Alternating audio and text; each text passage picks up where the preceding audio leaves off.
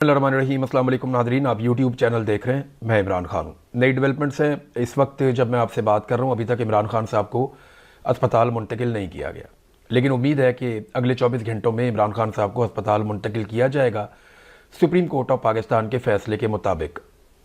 PMLN के अंदर एक अजीबोगरीब खलबली मच गई। मुझे समझ नहीं आ रही कि उन्हें क्या हुआ। मियाँ साहब तो बिल्कुल ही दिल छोड़ गए या उनकी पार्टी बिल्कुल दिल छोड़ गई है, और ऐसा लगता है कि नवाज शरीफ साहब ने यह तय कर लिया है कि उन्होंने आइंदा मैदान में अकेले ही रहना है। वो इमरान खान जैसी एक बड़ी सियासी हकीकत को तस्लीम करने को तैयार नहीं है, और ये कोई पॉलिटिकल एटीट्यूड नहीं है, ये कोई जमहूरी रवैया नहीं है, और ये 3 दफ़ा के वज़ीर आज़म को ज़ेब भी नहीं देता। मियाँ साहब को इमरान खान साहब की सियासी हकीकत को ना सिर्फ पहचानना चाहिए बल्कि उनका मैदान में सामना करने की जुर्रत पैदा करनी चाहिए। इन्हीं चीज़ों से मियाँ नवाज शरीफ साहब माजी में गुजर चुके हैं, और वो इमरान खान साहब के लिए कैसे रास्ते बंद कर सकते हैं। यानी मैं PMLN की अगर आपको हकीकत इस वक्त बताऊं जो उनकी हालत है, तो बाज़ों का तरस आता है। ये जो चीज़ें मैं आपको पढ़ के बताने लगा हूं, ये सारी PMLN ने कही हैं और आज ही के दिन में कही हैं। यानी आप देखें, तारक फजल चौधरी कहते हैं कि फैसले पर मिनोअन अमल करेंगे। राणा सनाउल्लाह कहते हैं कि फैसला मेरिट पर मबनी है। नासिर भट्ट कहते हैं कि नवाज शरीफ के खिलाफ साजिश है। और इसी तरह की बात जो है वो कहते हैं जावेद लतीफ़ कि जनाब ये तो सहूलतकारी हो रही है। फिर साद रफ़ीक कहते हैं कि फैसले से अदलिया का खोया हुआ वकार बहाल हुआ, ठंडी हवा का झोंका मिला। फिर आज़म नज़ीर तारड़ कहते हैं कि जी फैसले के खिलाफ हम अदालत में जाएंगे। ख्वाजा साद रफ़ीक ने कुछ और बात की है। ख्वाजा आसिफ साहब जो स्टेटमेंट देते हैं वो उससे भी ज़्यादा हैरान करने वाली है। ख्वाजा आसिफ साहब कहते हैं कि जनाब इमरान खान साहब तो कोई NRO ढूंढ रहे हैं और NRO के चक्कर में है। PMLN के कुछ लोग जो हैं वो ये कहते हैं जनाब इमरान खान को NRO मिल गई। यानी जितने मुंह हैं उतनी बातें हैं। PMLN को ये पता ही नहीं है कि इस बात के ऊपर उनका बयानिया क्या है या उन्हें कहना क्या चाहिए। और इसकी वजह यह है कि मियाँ नवाज शरीफ साहब बहुत बड़ी बौखलाहट का शिकार है और क्लैरिटी नहीं है मियाँ साहब में कि एक्चुअली अब उन्हें करना क्या है। देखिए, ये हम सब जानते हैं, आपको भी पता है, PMLN को भी पता है, पीपल्स पार्टी को भी पता है। फजलुर रहमान साहब भी ये कहते हैं, जितने टाउट्स हैं जो मिलिट्री एस्टेब्लिशमेंट की तरफ से खबरें देते हैं वो सारे ये बात अपनी मुंह से कहते हैं कि इमरान खान साहब के ऊपर कोई कानूनी मुकदमा नहीं है। ये एस्टेब्लिशमेंट के साथ इमरान खान साहब की एक जिद और एक लड़ाई चल रही है। वो दोनों चाहते हैं कि उनका इक्तदार बरकरार रहे। नहीं, इमरान खान साहब कहते हैं कि सिविलियंस का इक्तदार रहे, एस्टेब्लिशमेंट ये कहती है जी हम इक्तदार के अंदर रहेंगे। PMLN और पीपल्स पार्टी ने क्योंकि एस्टेब्लिशमेंट का रास्ता बनाया इक्तदार का साथ उन्हें शामिल रखने के लिए, तो उनके साथ वो खुश हैं। तो फड्डा तो ये है, सारे ये बात करते हैं, ये मुकदमा तो कहानियां हैं, ये तो जाली हैं। आज अगर पाकिस्तान की मिलिट्री एस्टेब्लिशमेंट या इंटेलिजेंस एजेंसीज अपना दबाव सुप्रीम कोर्ट और हाई कोर्ट्स के ऊपर से उठा लें, यानी निचले लेवल तक जजेस को मैनेज किया जाता है। मेरे पास एक जज के रिश्तेदार आए मेरे घर पे और उन्होंने आकर मुझे सॉरी कहा। मैंने कहा जी आप क्यों कह रहे हैं? कहते जज साहब ने मुझे भेजा है, आपका ना बाइज्जत बरी होना बनता था उस मुकदमे में, एक दहशतगर्दी का मुकदमा था। तो मैंने कहा जी फिर मुझे किया क्यों नहीं? तो उन्होंने कहा जी कि बहुत दबाव था, बहुत प्रेशर था, बल्कि हमें फाइनली ये कहा गया कि अगर आप इसमें छोड़ेंगे तो हम इसको किसी और में पकड़ लेंगे, लेकिन आपके लिए अच्छा नहीं होगा, तो हमें फिर आपका रिमांड देना पड़ा। और बड़ा लंबा एक रिमांड मेरा दे दिया गया था, मुझे दोबारा जेल भी भेज दिया गया था। तो यहां से आपको अंदाजा हो जाना चाहिए कि अदलिया को किस लेवल तक और कितनी निचली सतह तक जाके पाकिस्तान की इंटेलिजेंस एजेंसीज कंट्रोल करती हैं। आज अगर एजेंसीज ये दबाव खत्म कर दें तो इमरान खान साहब के केसेस तो रद्दी की टोकरी में जाएंगे, जैसा कि पहले भी गए हैं। अदलिया पे जितना कंट्रोल हासिल किया गया वो इसीलिए किया गया कि इमरान खान को कितने अरसे तक मैक्सिमम जेल के अंदर रखा जा सकता है या उसके ऊपर दबाव डाला जा सकता है। अब देखिए, ये जो हरकत की है ना तारड़ साहब ने, आजम नजीर तारड़, जो PMLN के आजकल सुर्खैल हैं, मियां नवाज शरीफ के सबसे करीबी लोगों में से एक है आजम नजीर तारड़, वजीर कानून है ना, ऐरे गहरे को तो उठा के लगाएंगे नहीं मियां साहब या शहबाज शरीफ साहब। तो आजम नजीर तारड़ साहब ने कहा जी हमने मीटिंग की है और उसमें हमने ये फैसला किया है कि हम इस फैसले के खिलाफ नजरसानी की अपील करेंगे, ये वजीर कानून ने कहा। अच्छा, इसके अलावा एहसन इकबाल साहब ने कहा कि इमरान खान को अस्पताल भेजा जा रहा है, इस तरह तो कैदियों की पटिशन की एक लाइन लग जाएगी, हर कोई कहेगा कि हमें अस्पताल भेजो। तो यानी ये एहसन इकबाल साहब कह रहे हैं, जिनका साबिक वजीर आजम और लीडर जो है वो पाकिस्तान से लंदन ही चला गया था। तो तब इन्हें ख्याल नहीं आया कि जेलों में लाइनें लग जाएगी कैदियों की और वो आ जाएंगे अपने वीज़े लेकर और पासपोर्ट लेकर कि जनाब हमें लंदन भेज दो, हमें बरतानिया, जर्मनी, फ्रांस, अमेरिका, स्विट्ज़रलैंड, दुनिया के मुख्तलिफ ममालिक में भेज दो, हम भी चाहते हैं बाहर से जाकर इलाज करवाना। जिनका अपना लीडर प्राइवेट अस्पताल में इलाज करवाता रहा, जिनका अपना लीडर प्राइवेट डॉक्टर को हर वक्त अपने साथ रखता रहा, जिनका अपना लीडर इलाज के लिए सजा याफ्ता होने के बावजूद बरतानिया चला गया, स्टाम्प पे लिख कर दिया 50 रुपए वाले पर कि मैं जा रहा हूं 4 हफ्ते के लिए, फिर बात चलेगी 8 हफ्तों पे, और फिर 4 साल के बाद वो शख्स वापस तब आता है जब उसकी डील हो जाती है और एयरपोर्ट के ऊपर उसको सहूलत फराहम की जाती है, उसके मुकदमात खत्म किए जाते हैं, उसे इलेक्शन लड़वाया जाता है। अब जिनका लीडर खुद ये सारा कुछ कर गया, वो कैसे कह सकते हैं एक पॉलिटिकल पार्टी के लीडर को, जो साबिक वजीर आज़म भी है और जो इस वक्त पाकिस्तान का सबसे मकबूल रहनुमा है, वो उसे कैसे कह सकते हैं कि जनाब आपको इलाज के लिए जेल से बाहर नहीं निकाला जा सकता। इनके जरा माजी के आप स्टेटमेंट सुने, पहले स्टेटमेंट सुने, फिर तारड़ साहब के ऊपर बाद में जाते हैं।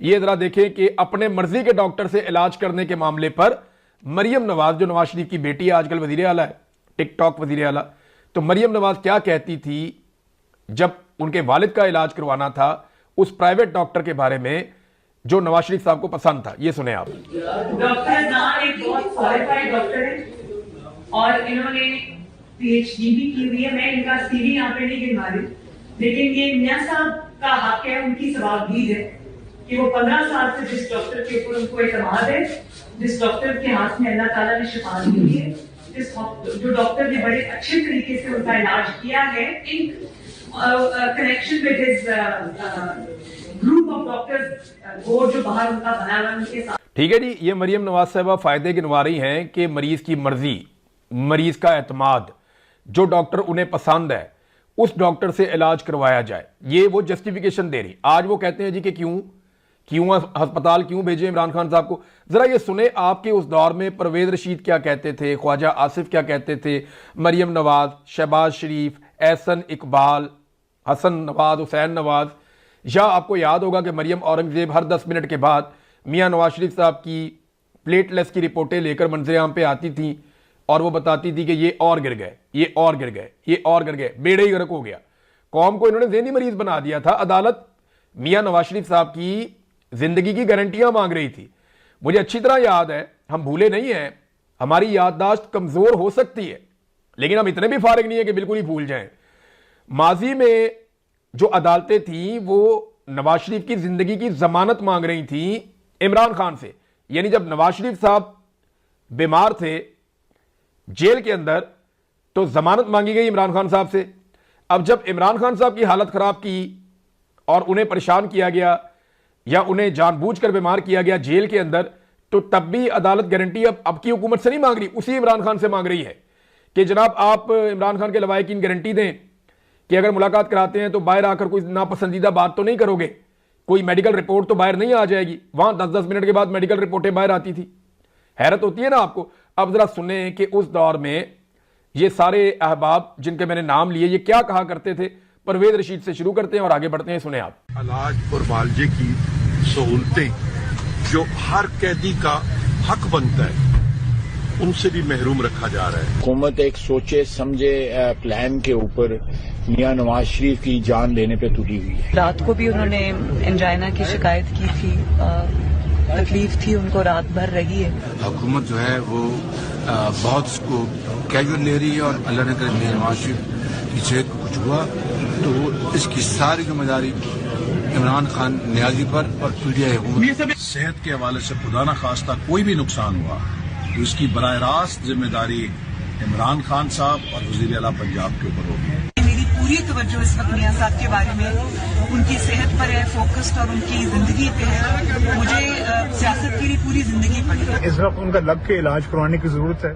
ये आपने सुना जी, लग के इलाज करवाने की जरूरत है। ये सारे के सारे जो हैं उस वक्त फायदे गिनवा रहे थे। और मियां नवाज शरीफ साहब को ये एक और खबर देखें आप, ये अंग्रेजी अखबारात में भी है, उर्दू अखबारात में भी है कि ये मियां नवाज शरीफ साहब को शिफ्ट कर दिया गया।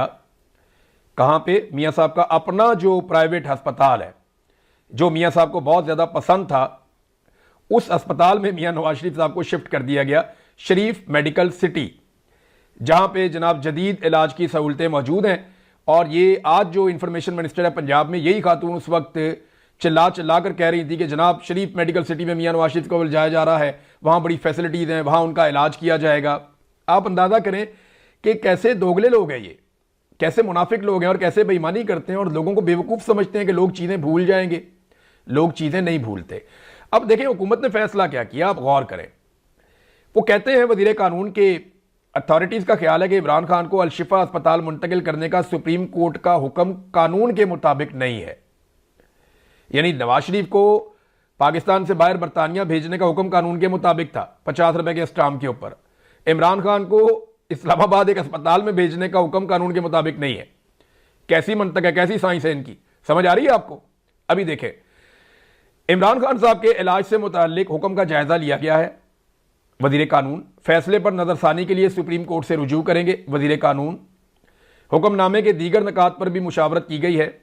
वजीर कानून क्या सुप्रीम कोर्ट का हुक्म तमाम कैदियों के लिए होगा? वजीर कानून ये उस वक्त नहीं पूछा जब नवाज शरीफ को सुप्रीम कोर्ट ने या अदालत ने उठाकर पाकिस्तान से बाहर भेज दिया था। क्या वो हुक्म भी सारे कैदियों के लिए था? जेलों में बहुत से कैदी हैं जिनकी सेहत के मसाइल हैं, तो उस वक्त भी थे। सजाए याफ्ता कैदियों को सरकारी अस्पतालों में इलाज फराहम किया जाता है। क्या सुप्रीम कोर्ट का हुक्म तमाम कैदियों के लिए होगा? ये वजीर कानून ने कहा। अब ये कह रहे जी हम इसके अंदर अपील करने के लिए जाएंगे। लेकिन मजे की बात यह है जो इंतजार हुसैन पंजूथा साहब ने बताई कि आजम नजीर तारड़ साहब ने यह फैसला करने से पहले फैसला पढ़ा ही नहीं। यानी इस फैसले को चैलेंज करने का जो फैसला किया गया कि हम नजरसानी की अपील में जाएंगे, उस अपील में जाने से पहले यह वाला फैसला पूरा पढ़ा ही नहीं। इसका अगर 12 नंबर पॉइंट वो पढ़ते हैं तो इस पैराग्राफ के अंदर लिखा हुआ है the question of maintainability of the petition as well as the other objection that may be raised by the respondents shall be examined on the next date of hearing. The respondents shall also be at liberty to file their concise statements. अब वो ये कहते हैं, ये supreme court क्या कह रही है, इस पे जरा आप गौर करें कि फैसले में अदालत ने वादे तौर पे कहा है कि इस पिटीशन के कानूनी तौर पर काबिले समात होने या किसी कानून के मुताबिक होने और तमाम दीगर एतराजात के लिए फैसला अगली तारीख पे किया जाएगा। जब एक केस ही काबिले समात है, अभी वो चल रहा है, अदालत ने उसमें एक अबूरी ऑर्डर दिया है, इसकी मेंटेनेबिलिटी या बाकी चीज़ों के ऊपर आपको एतराज़ करना है तो आपने इसी अदालत में करना है, क्योंकि केस अभी ख़त्म नहीं हुआ, केस अभी चल रहा है, ये डिस्पोज ऑफ नहीं हुआ। जब ये केस ख़त्म हो जाएगा तो तब ये इख्तियार होगा दोनों पार्टियों में से किसी के पास भी कि वो इसकी अपील में जा सकती है, नजरसानी की अपील में जा सकती है। ऐसे ये अपील में कैसे चले जाएंगे? अभी तो ये केस चल रहा है। तो आजम नजीर तारड़ साहब को पहले आज का हुक्मनामा पढ़ना चाहिए था। आपकी प्रेस कॉन्फ्रेंस का जवाब आज के हुक्मनामे में मौजूद है, एक बार फिर गौर से पढ़ लीजिए। ये बात की इंतजार हुसैन पंजूथा साहब ने। अब ये कानून के एक छोटे से तालिब इल्म को भी इस बात का पता है और पंजूथा साहब ने दुरुस्त निशानदही की है। जावेद हाशमी साहब जो है ना, याद रखिएगा ये किरदार बहुत बड़ा है। जावेद हाशमी आम आदमी नहीं है। अगर आपको कभी लगे कि आपने पॉलिटिशियन बनना है तो आप जावेद हाशमी को अपने जहन में जरूर रखिएगा। अगर आपने पाकिस्तान में पॉलिटिक्स करनी है ना, तो आपके तरक्याती मॉडल आपका कुछ भी हो, गवर्नेंस का मॉडल आपका कुछ भी हो, लेकिन मुजामत करने के लिए आपको जावेद हाशमी जैसा होना चाहिए। जब नवाज शरीफ साहब को अस्पताल मुंतकिल किया जा रहा था, उनके इलाज का मामला चल रहा था ना, तो उस वक्त इंसानी हमदर्दी के तहत जावेद हाशमी नवाज शरीफ के साथ खड़े थे। जब किसी और के साथ ज्यादती हो रही थी तो वो वहां पे खड़े थे। आज इमरान खान के साथ हो रही है, आज यहां पे खड़े। जावेद हाशमी का ट्वीट जो है ना, वो पढ़ने से ताल्लुक रखता है। उन्होंने जो बात की है, उन्होंने कहा जी ये फायदा तो हुआ कि इमरान खान का इलाज हो जाएगा, मगर जिन शराइत पर उसे अस्पताल भेजा जा रहा है वो बहुत ही शर्मनाक है। इसमें कोई शक नहीं कि आसिम मुनीर ने इमरान खान पर जो जुल्म ढाए हैं वो शायद ही किसी और सियासी कैदी पर हुए हों, मगर ये जश्न मनाने का वक्त नहीं है। यकीन से कहता हूं कि अगर इमरान खान को पता चल गया कि उसे इन शराइत पर अस्पताल भेजा जा रहा है तो वो खुद उठकर वापस जेल चला जाएगा। मैंने आपको पिछले वीलॉग में एक बात कही थी, मैं बार बार दोहराना नहीं चाहता। मैं भी ये चाहता हूं कि वो कौम का इतना बड़ा लीडर है, उसकी जान को खतरे में ना डाला जाए। लेकिन जब भी कभी आप इमरान खान की तौहीन करने की कोशिश करेंगे, उसकी इज्जत पर हमला करेंगे, तो वो अपनी जान से ज्यादा अपनी इज्जत की हिफाजत करने की कोशिश करेगा। ये उसकी कमजोरी है। वो आपको अपना हीरो वाला स्टेटस कभी नहीं देगा। वो आपके सामने सरेंडर करके कभी शर्मिंदा नहीं होगा। ये इमरान खान है, ये नवाज शरीफ या आसिफ अली जरदारी नहीं है। आपको ये बात समझनी पड़ेगी। ये वो आदमी नहीं है कि जनरल फैज को नवाज शरीफ ने कहा कि मरियम नवाज का ट्विटर नहीं खलोंदा, तो उसके बाद नवाज शरीफ ने जनरल फैज के सामने मरियम नवाज को कहा कि भाई आज के बाद जो है ना वो ये तुमने ट्विटर नहीं चलाना और ये बंद करना है। फिर 6 महीने मरियम नवाज का ट्विटर बंद रहा। ये इमरान खान है, आप देखते जाएं। अभी तो इसमें ना जावेद हाशमी ने आगे जो बात की, उन्होंने कहा कि दरअसल आसिम मुनीर और इसकी फौज फंस चुकी है, मसला तरमीम का है। नून लीग और पीपल्स पार्टी तरमीम के वादे से भाग रहे हैं। इन जमातों की अपनी कोई सियासी कुव्वत नहीं है, इन्हें सिर्फ तरमीम पर आमादा करने के लिए सब किया जा रहा है। वो भी अपनी हैसियत जानते हैं। उन्होंने बिलाखर आमादा हो जाना है, फिर फौज ने 1 मिनट लगाए बगैर इमरान खान पर किया जाने वाला जुल्म दोबारा बरकरार कर देना है। बांग्लादेश ने आज अपनी फौज को बैरकों में वापस जाने का हुक्म दे दिया है। तमाम कारोबार जब्त कर लिए गए हैं और फौज को सिर्फ बॉर्डर तक महदूद कर दिया गया है। 6 जून 1985 से कह रहा हूं कि हमारी फौज को भी बैरकों में वापस जाना पड़ेगा। मुझे यकीन है कि इस जुल्म से कौम को निजात इमरान खान ही दिलाएगा। नाज़रीन देखें, कई लोग सेलिब्रेशंस कर रहे थे, तो मेरे ख्याल में सेलिब्रेट करने वाली कोई बात नहीं है। ये तो इस जुल्म का एक लाजवाल सिलसिला है। इमरान खान पे जो जुल्म हुआ वो किसी और सियासतदान पे नहीं हुआ। तो इतने जुल्म के बाद अगर उसको उसका हक मिला है तो आप इसको नहीं कह सकते कि ये अदालत ने मेहरबानी कर दी तो फलाने ने मेहरबानी कर दी। ये कोई डील वील नहीं है। हम सब जानते हैं कि एस्टेब्लिशमेंट बहुत बुरी तरह फंस गई है, मुल्क चल ही नहीं रहा। ये नया से नया तजुर्बा करके देख चुके हैं, मुल्क इनसे नहीं चल रहा और ना इस नफरत के साथ ये मुल्क चलेगा।